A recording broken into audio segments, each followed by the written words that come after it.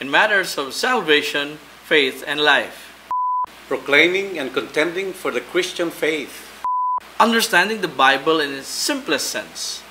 Truth through the lens of the Holy Scriptures. I'm Randy Marciades. And I'm Tim Duhay Longsod. And you're watching Truth in Focus.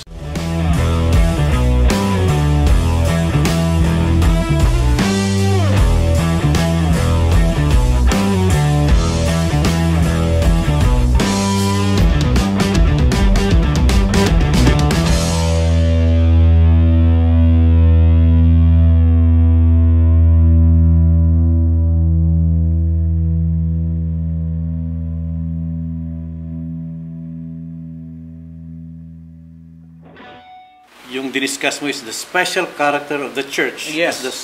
as the place of His special presence. While my part now is to discuss with you the distinctive regulation of the church of God as the place of His special presence. Yes. And we'll be quoting a text that is written by the Apostle Paul to the young pastor Timothy in 1 Timothy 3:15. Ito yung sinabi ng Bible po. But in case I am delayed, I write to you so you may know how one ought to conduct himself. I-underline po natin.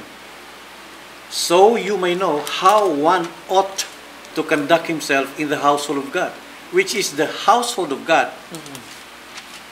Inulit which is the house of God, and which is also the household of God, which is the church of the living God, the pillar and support of the church. Napaka profound po ang ibig sabihin ng isang verse na ito na sinulat ni Apostle Pablo. This passage obviously is a key text when we talk about the doctrine of the church. But we are not really talking about the doctrine of the church today except of its being the place of its special presence. And brother, disclaimer, kasi itong passage nito, hindi rin ibig sabihin nito, ito yung grupo ni Eli Soriano. Kasi ito yung pangalan ng kanilang grupo. Yung the Church of God, the pillar and ground of truth, blah and blah. Nakinuha yung text na to. So, at least disclaimer po, hindi yun ang ibig sabihin ng scriptures. Its full implication, however, to the regulative principle, yung verse na kinote natin kanina, is far more reaching. We will notice from the text that the special character or unique identity of the church is described in three ways. Ganito ang pagkakasabi. Kanina, yung church is where the special presence of God is. In this verse, that church that you're talking about is described in three ways. Yun daw it is the house of God. Number one, the church of the living God. Parang inulit. Then the pillar and support of the truth. Our particular interest yung dalawa. Itong sinabing the church is the house or household of God. The term house po, mga kaibigan, used here in its simplest way is referring to the church as God's family, or the church as God's temple.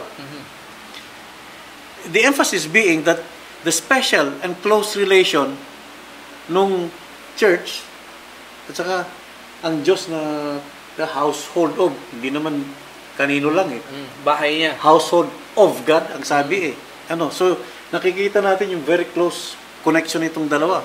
Also in the text, the house of God is identified as the church of the living God.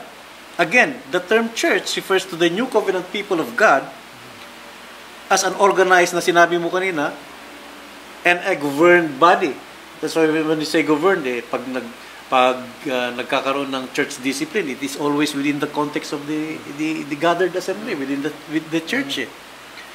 The word church in Greek culture, ang kanilang pagkakauna, pag sinabi mong church sa Greek culture, was used as parang yung mga official na pagpupulong-pulong nila, Randy, official assembly of the great city-state. Now, when you look at the church, although hindi naman binanggit na church sa Old Testament, ang Greek translation ng Old Testament, yung word na church na yun, it's described as Kalal ba yun? Q, Kahal. or Kahal. The Kahal of Israel. The official, civil, and religious assembly of the nation Israel. So, ang dami naman nilang mga assemblies. Halimbawa, they assemble for the Passover, they assemble for the other festivities that they have, or their ceremonial activities. Kahal ang tawag doon sa Old Testament. These two backgrounds emphasize, may formal, official, at saka organisadong kaparaanan kung paano yung mga tao nagtitipon. Which, of course, the text is referring to. But this church is described as the church of the living God. Bakit kaya dinagdag ni Apostle Paul, the living God? Alam mo, ito pala description ng nasusulat sa Psalms 115, 1-8. Kasi ihinambing doon sa text na yon yung hidden idols or hidden gods contrasted with the living God. What is the significance of the use of this description here? It is to emphasize the idea that this church is dominated by the Word, the presence, and power of God. Yun palang ibig sabihin pag sinabi natin the church of the living. We can back ourselves within the church through the power, the presence that is dominated by God. Kaya sabi mo kanina, special na special pag andyan Presence. yung presence ng Panginoon sa... Now, presence is defined in those three. Dahil ang umiiral na kaparaan nandun through the power, the presence of God is dominated within the midst of the church. It is the church in which He dwells. In which is, sabihin na natin, most active. In which He rules. Nasa within the confines of the church po na not only that He has His special presence felt, sabi excuse me, andun yung kanyang He's being very active. Nasa dulo na aking dila yung taliwala sa Tagalog, sa Kalagitnaan. sa kalagitnaan ng kanyang gathered na simbahan. We may probably ask, what is the reason for this tremendous emphasis of the unique identity of the church in this verse? Bakit kaya na napaka ganun na lang ang pagka-describe ng church sa tatlong kaparaanan, although we're looking at only so bakit kaya po? The stated concern of the verse provides the answer. Dahil ang sabi kasi ni Paul habang sinulatan si Timothy, so that he, meaning Timothy, may know how one ought to conduct himself in the household of God, which is the church of the living God, the pillar and support of the truth. Para malaman mo, doon na yung presensya ng Panginoon. Sinusulatan kita para alam mo kung paano ka, kumbaga, yung asal mo. yes, how to conduct yourself. Because you cannot just go to the church and you display kung ano lang gusto mong asal ang i-display mo doon. So it speaks about conduct right now. Yes, conduct There's na. a special conduct. Na unfortunately, Randy, when you look at the church today, But walang conduct. it seems to me it's circus na eh. It's an entertainment already. When everybody tries to have an outburst of what emotions they have. And in the process, hindi na how ought to conduct himself, but how... They will express themselves. Yes, and more likely. Yun po ang very sad na reality. But what's the point? That there is a special conduct, Randy, that is demanded by the special character of the church in which Timothy gumalaw. Na kumbaga si Timothy po wala pong karapatan na kung ano na lang gusto niyang kaparaanan doon gagawin niya. Hindi po. Pinapaalahanan ni Apostol Pablo siyang Timothy na pag nasa bahay ka ng Panginoon, dapat marunong ka kung paano ka gumalaw in a manner of speaking. the unique identity of the church, Randy, requires a unique regulation. Sabi mo, it's just not an ordinary place eh. Nga, pati nga yung pagtatanggal mo ng tsinelas or sapatos eh, talagang nire-regulate. Ano? So, it requires a unique regulation because the place is unique. Ano? Now, we know that Timothy, hindi naman ignorante siyang Timothy sa laws ng Panginoon. He even knows the regulations which govern Old Testament worship because that is what we see in Timothy 1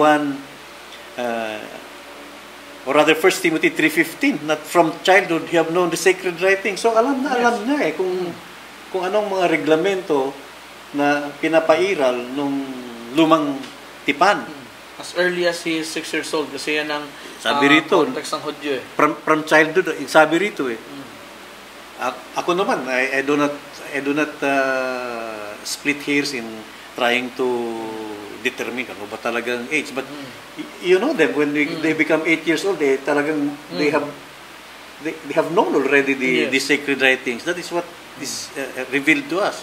So why then did Paul have to write Timothy and carefully instruct him in the conduct becoming in the church of God? Bakit kailangan pang sulatan? Alam naman pala ni Timothy. The reason plainly is that with the coming of the new temple, nasa bagong tipan na po tayo eh. New covenant na po tayo. With the coming of the new temple comes new regulations for its ordering in worship. Dahil hindi naman natin tinuturo siguro at sa karamihan na ating nakikinig at nanonood na ang ating ginagawa ngayon at in New Covenant worship, sinusundan natin yung ginagawa ng Old Testament. Otherwise, masyadong madugo yun, Ran. Kung Old Covenant worship yan. Oo, masyadong madugo yun, di ba?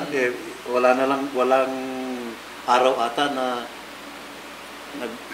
nagsamba sila na walang sakripisyo. Yes. So with the coming of the new temple, dahil wala na yung temple nung unang the first covenant eh.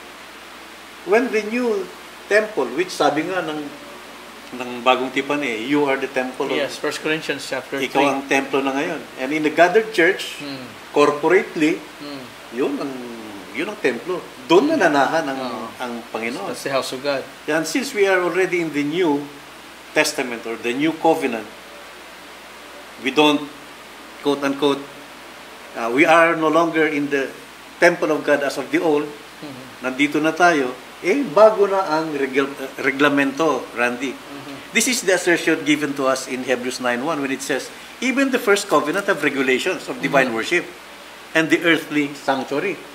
And so, corollary to Hebrews 9:1, kung yung bagong or yung lumang tipan may reglamento nga, how much more kaya itong bagong covenant? May reglamento rin. The plain implication of such text is that the new covenant with its true tabernacle also has such regulations as fitting for the divine worship conduct of the church. Sabi ko nga kanina, hindi naman po pwede na kung ano yung ginagawa nila sa lumang tipan, siya ding ating ginagawa ngayon. Wala na po yung tabernacle. Wala na po yung templo na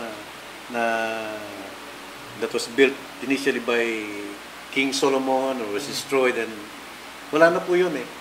So, maisingit ko lang, Brad, no? Kasi there's a preacher that I've known for years. He was a preacher of a charismatic church, a big one.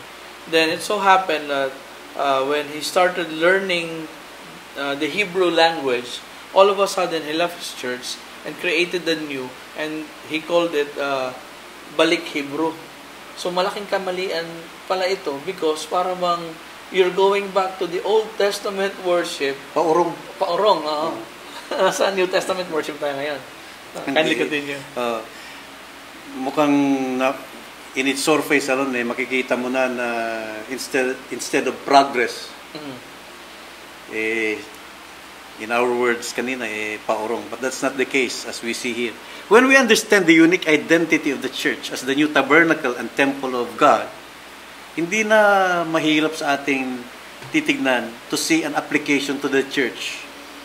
In Exodus 26:30, where Moses was strictly charged, kasi nung lumang tipanran, talagang pinag-utusan si Moses na gawin yung tabernacle according precisely to the plan of God, which was shown to him in the mountain.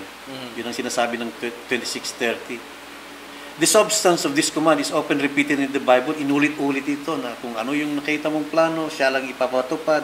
At siya namang ginawa ni Moses in Exodus 25:9, 40, Hebrews 8:5, ganun po.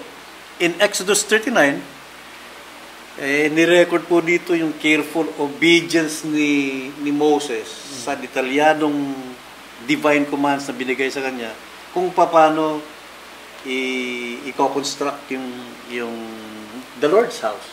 So in their case, the tabernacle. Tabernacle. Tent of the tabernacle.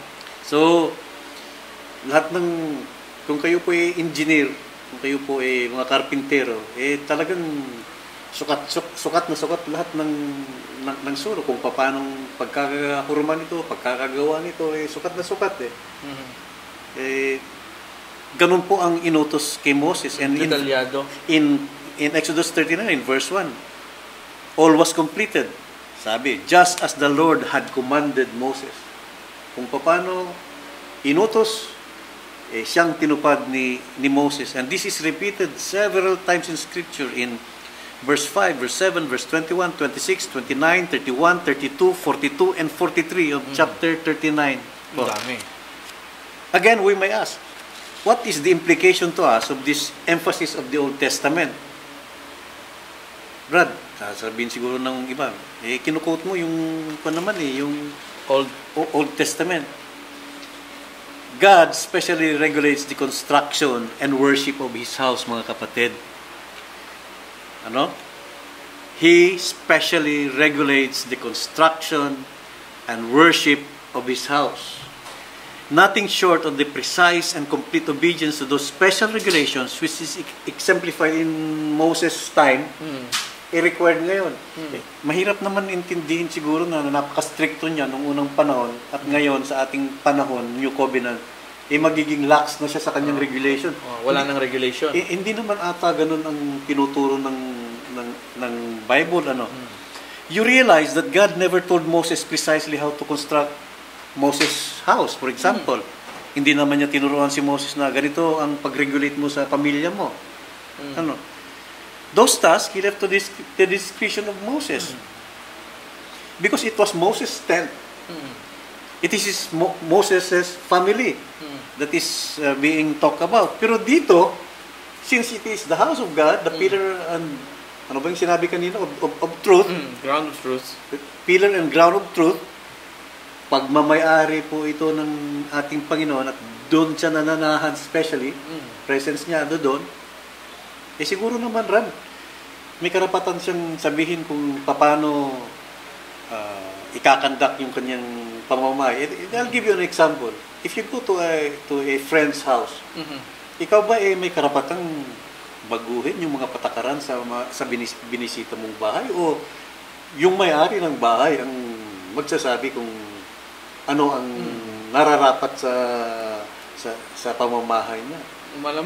Malamang ganun dahil sa kanya yun Kanya. Bisita ka lang Pambihira naman na bisita ka lang, babaguhin.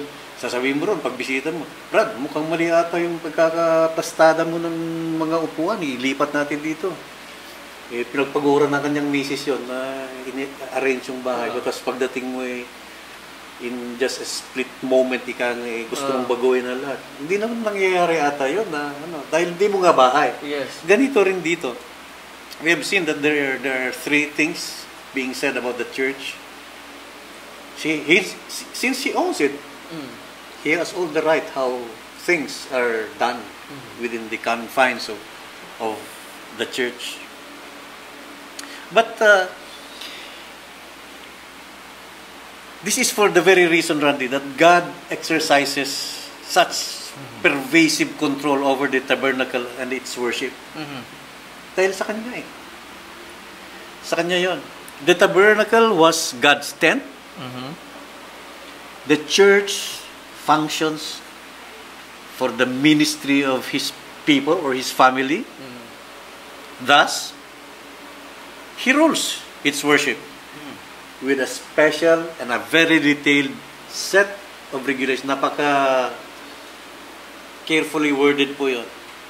He rules its worship with a special, detailed set of regulations to which he expects precise obedience, just like the obedience of Moses. To do things, kumbaga, to the letter. Sundin mo lahat ng plano na ipinakita sa'yo. At huwag kang magdideviate. Walang binago. Doon po natin nakikita rin yung word na regulated. Kasi yun ang panimula natin kanina eh. May karapatan ba ang Panginoon na i-regulate ang church, ang pananambahan sa church? I think the Bible is very clear on that. He regulates His worship in His church. Maybe, what may be added to what I have already said is, tignan natin. Baka naman magkakaroon sila rin ng impression that we're just trying to quote-unquote formulate our own teachings and our own thoughts regarding what the Bible says. Let the Bible speak. Yes. Kasi yun ang pinakamabuti po na kaparaanan, not only in doctrines, not only in conduct, and what have you. Dito natin kukunin sa Bible ang ating kasagutan. Balido ba? Nasasabihin natin that the house of God, the conduct in the house of God are things that are regulated. Let the Bible speak.